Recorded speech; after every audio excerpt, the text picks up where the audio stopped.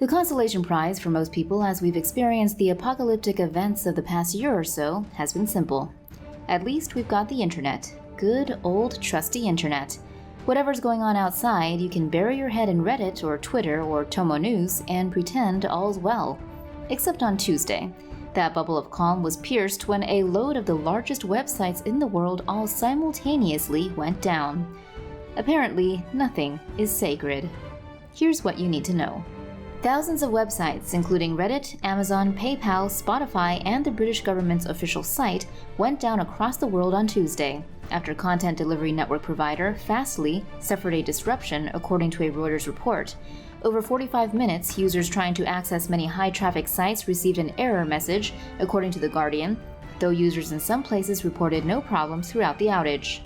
Content delivery networks are the internet's middlemen. Instead of visitors to a website having to connect directly to servers run by that company, which might be far away, companies like Fastly run server farms around the globe that carry copies of websites, thus speeding up the connection process.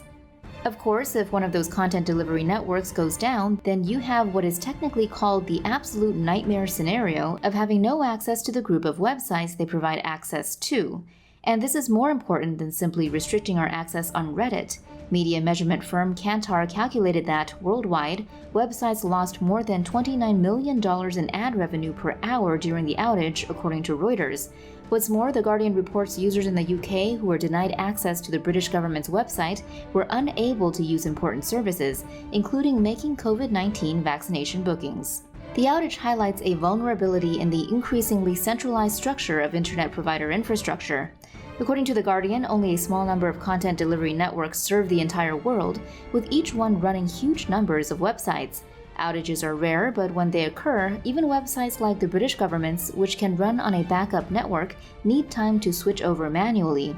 Despite some rumors, this outage isn't thought to have been caused by hackers, unlike some other recent disruptions.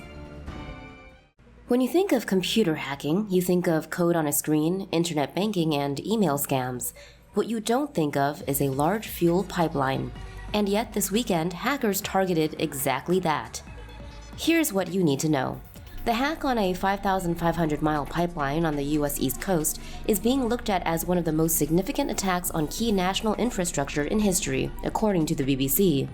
The Colonial pipeline, which according to CNET serves fuel to 7 airports and 14 states, was forced to shut down on Saturday after hackers broke into its computer systems in order to hold the company to ransom. Colonial is working with the shippers to deliver fuel, according to CNET. However, the Associated Press says more than 1,000 gas stations in the southeast have reported running dry due to panic buying, with states of emergency declared in both Florida and Virginia. It is possible hackers could have gained access to Colonial's computer network simply using an email to an employee, according to cyber expert John Nichols from Checkpoint, who was cited by the BBC. The FBI has identified the hacker group DarkSide as the group behind the attack, and describing DarkSide's sophisticated operation, Cyber Reason reports that they use a help desk to negotiate with the targets of their attacks and have their own affiliate program.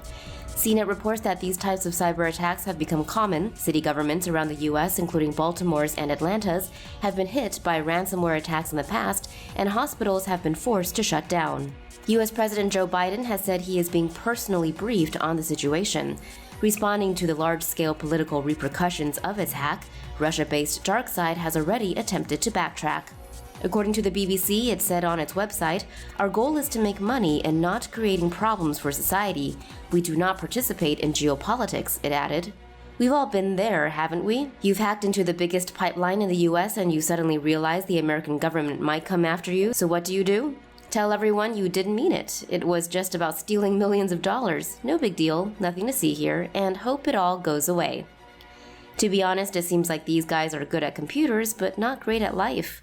A U.S. government website was targeted by a group of Iranian hackers on Saturday, January 4th, amid ongoing tensions between Iran and the U.S. over the killing of Qasem Soleimani, a high-ranking Iranian commander. According to AFP, the Federal Depository Library Program's website was replaced with a page called Iranian Hackers. As soon as the site was opened, visitors were shown a picture of U.S. President Donald Trump bleeding through the mouth and being punched in the face by what seems to be the fist of an Iranian Revolutionary Guard.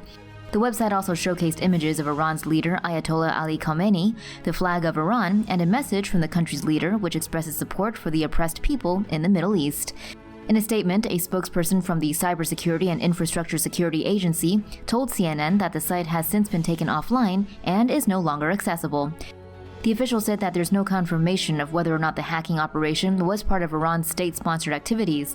CNN reports Soleimani was killed on January 3rd by a U.S. airstrike ordered by President Trump after the U.S. Department of Defense accused him of developing plans to attack American military personnel and diplomats in Iraq and the Middle Eastern region.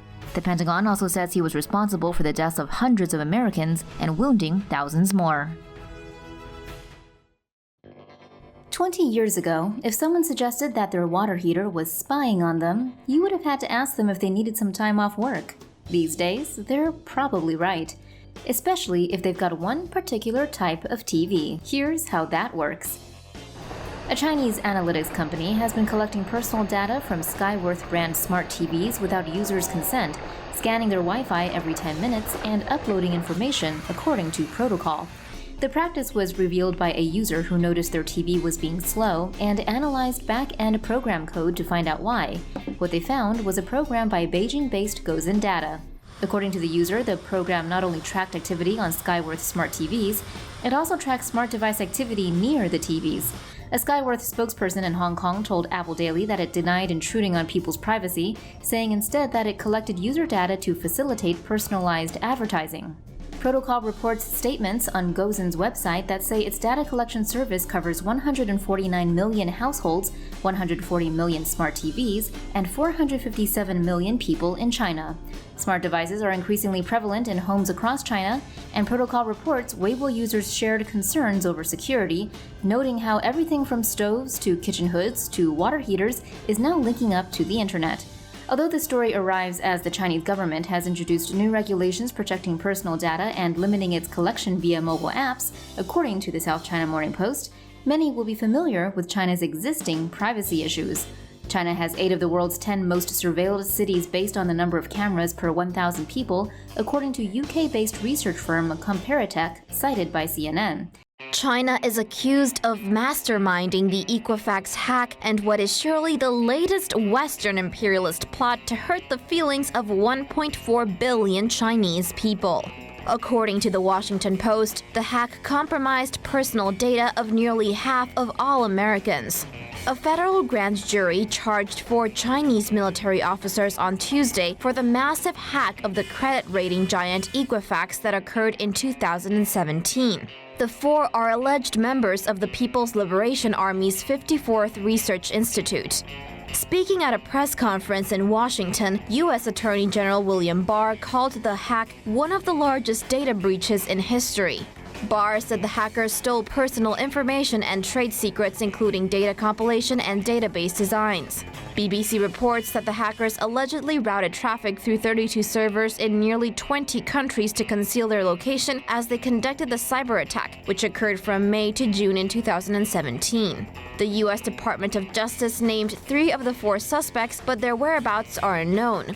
The Washington Post quotes FBI Deputy Director David Outage as saying, "We can't take them into custody, try them in court of law, and lock them up. Not today, anyway." However, Outage says the FBI is not giving up. He adds, "But one day, these criminals will slip up. And when they do, we'll be there." For more news animations and explainers, hit the subscribe and bell button to join the TomoNews family. Thanks for watching.